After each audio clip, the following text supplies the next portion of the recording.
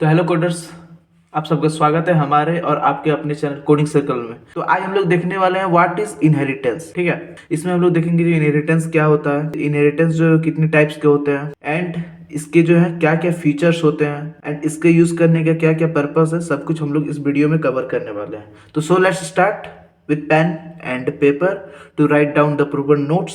तो चलिए हम लोग स्टार्ट करते हैं। तो चलिए सबसे पहले डेफिनेशन से देखते हैं व्हाट इज इनहेरिटेंस। और हाँ, ये जो है बहुत इंपॉर्टेंट टॉपिक है। Okay, when we construct a new class from existing class in such a way that the new class access all the features and properties of existing class called inheritance।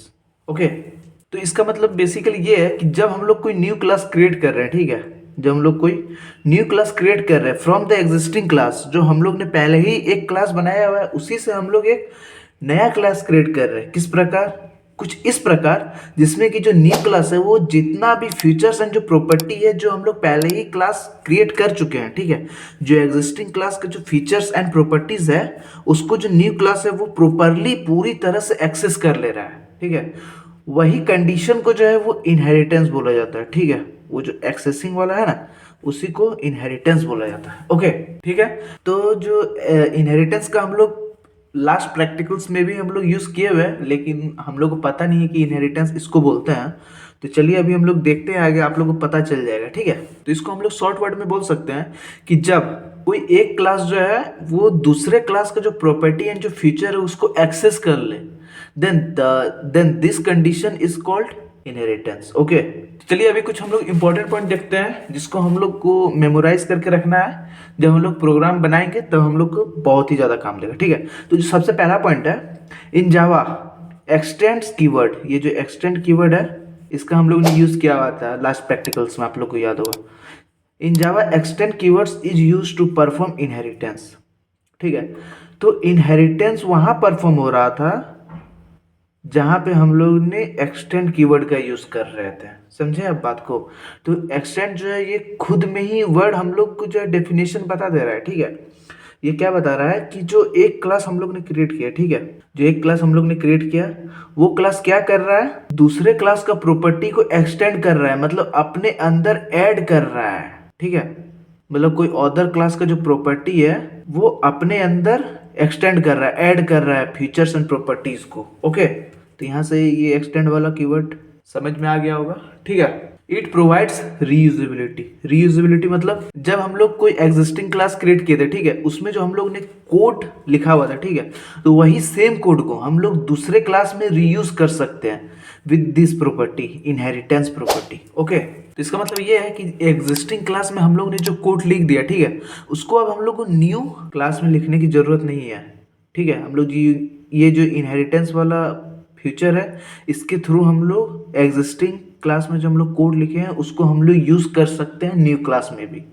तो उसी को बोला जाता है code reusability. ये एक feature है जिसको हम लोग अवेल कर सकते हैं by the help of inheritance. Okay, then third point है, we can't access private members of class through inheritance.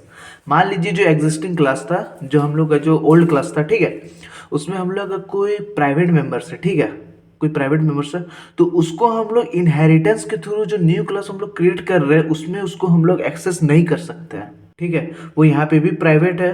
ठीक है, मतलब यहाँ पे भी सिक्योरिटी रीजंस आ जा रहा है। ठीक है, देन यहाँ फोर्थ पॉइंट क्या बोल रहा है, a sub class contains all the features of super class, so we should create the object of sub class. ठीक है, यहाँ पे सुपर क्लास का बोलने का ये है कि जो है एग्जिस्टिंग क्लास, ठीक है, एंड सब क्लास जो है वो न्यू क्लास। तो यहाँ पे सिंपल वर्ड में ये बोलना है कि हम लोग को अगर ऑब्जेक्ट क्रिएट करना है तो हम लोग को जो न्यू क्लास का ऑब्जेक्ट क्रिएट करना है। ठीक है, और वो हम लोग को क्यों करना है, चलिए देखते हैं। क्योंकि मान लीजिए कि कोई काम जो है वो हम लोग सुपर क्लास में डिक्लेयर कर रहे हैं। ठीक है, ठीक है, मतलब मान लीजिए कि हम लोग दो काम को सुपर क्लास में डिक्लेयर किए, ठीक है, एंड सब क्लास में हम लोग तीन काम को डिक्लेयर किए हैं। ठीक है, लेकिन with the help of inheritance हम लोग जो सुपर क्लास वाला जो काम किए थे उसको हम लोग सब क्लास में भी एक्सेस कर सकते हैं, मतलब न्यू क्लास में भी हम लोग एक्सेस कर सकते हैं। ठीक है, तो इसीलिए जो ऑब्जेक्ट है हम लोग को वो सब क्लास का बनाना है, मतलब न्यू क्लास का हम लोग को ऑब्जेक्ट बनाना है। ओके, आई थिंक बात क्लियर हो गई होगी। मतलब जो ऑब्जेक्ट है हम लोग को वो न्यू क्लास का बनाना है।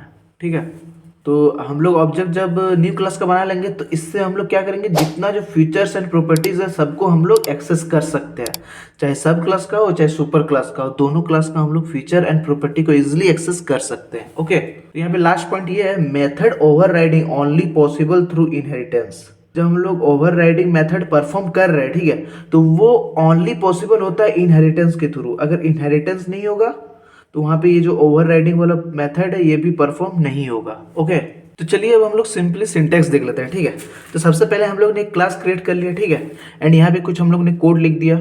ओके, तो कोड हम लोग लिख दे रहे हैं, यहाँ पे हम लोग ने कुछ कोड लिख दिया। मान लीजिए हम लोग एडिशन सब्ट्रैक्शन का कोड लिख दिया ऊपर में, ठीक है, क्लास ए में हम लोग एडिशन एंड सब्ट्रैक्शन का कोड लिख दिया, ठीक है। देन हम लोग क्लास बी क्रिएट किए, ठीक है, एंड यहाँ पे हम लोग कुछ कोड लिख देते हैं, ठीक है। यहाँ पे हम लोग मल्टीप्लिकेशन मॉडुलस डिवीजन का कोड लिख दिया, ठीक है।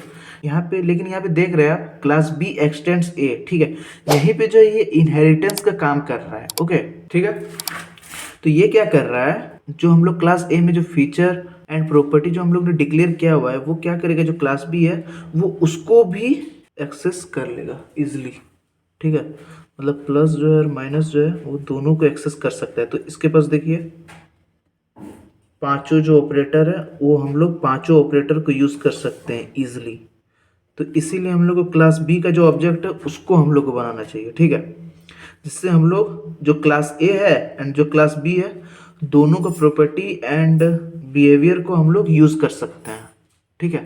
मतलब जो क्लास ए का जो फीचर एंड प्रॉपर्टी है उसको हम लोग क्लास बी में इजिली यूज कर सकते हैं with the help of inheritance. Okay, तो इसीलिए हम लोग को जो है क्लास बी का ही ऑब्जेक्ट बनाना पड़ेगा, जो सब क्लास है उसी का हम लोग को ऑब्जेक्ट बनाना पड़ेगा, ताकि हम लोग क्लास ए का प्रॉपर्टी एंड क्लास बी का प्रॉपर्टी हम लोग एक्सेस इजिली कर सकते हैं। ओके।